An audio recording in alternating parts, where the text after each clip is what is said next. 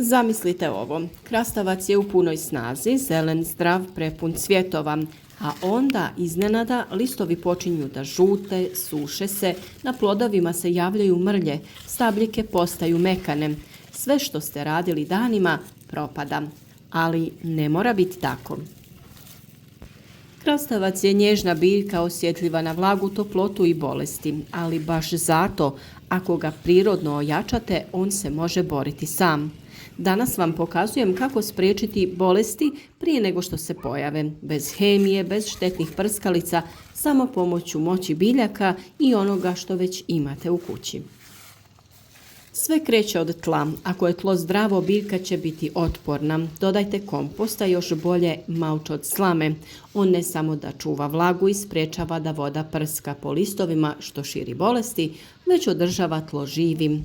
U malč možete dodati i šaku suhih kopriva ili gaveza koji polako otpuštaju hranjiva, a zdravo tlo znači jaka biljka, dok jaka biljka ne privlači bolesti. Najveći neprijatelji krastavaca su plamenjača i pepelnica. One napadaju listove i ako ih ne zaustavite na vrijeme, gubite cijelu biljku. Najmoćnije oružje iz prirode je svakako preslica. Sadrži prirodni silicij koji jača ćelijske zidove biljke i stvara nevidljivi štit. Jednostavno napravite čaj od preslice. Prelijte šaku svježe ili suhe preslice sa litrom vode. Kuhajte 15 minuta, ostavite da se ohladi i procijedite.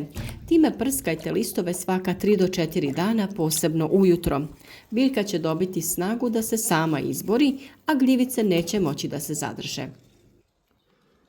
Ako primijetite bilo kakve promjene na listovima, reagirajte odmah. Napravite prirodni fungicid.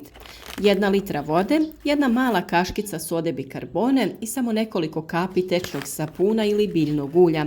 Dobro promješajte i prskajte listove sa obje strane.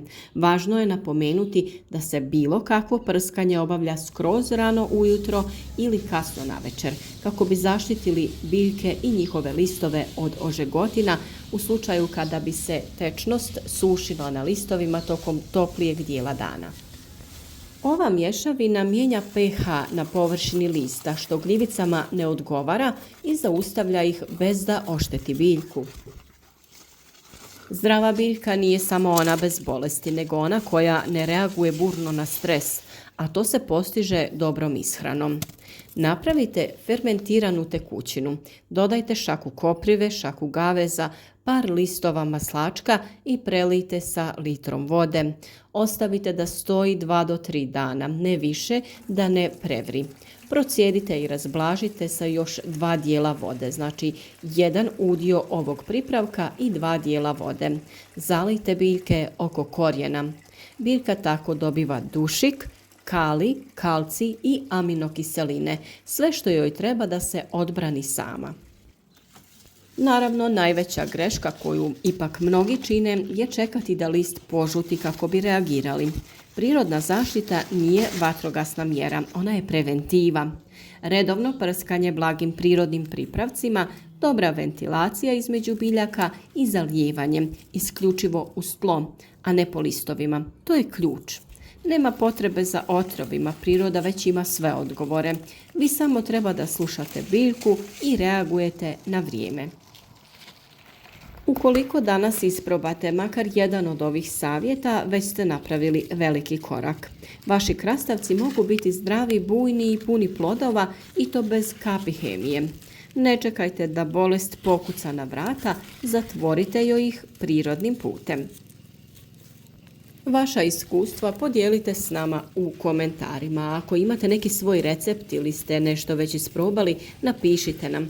Zajedno učimo, rastemo i naravno beremo obilje plodova.